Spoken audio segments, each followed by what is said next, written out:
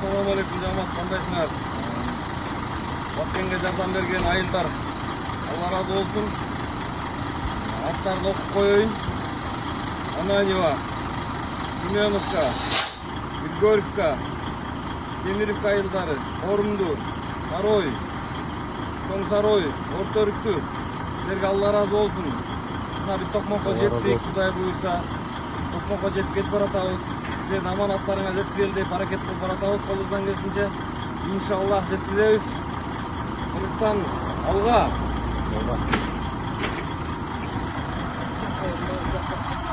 Заправкадамыз азыр. Суралар токтоду.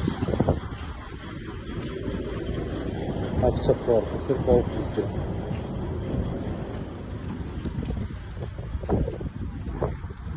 Ачылган жок.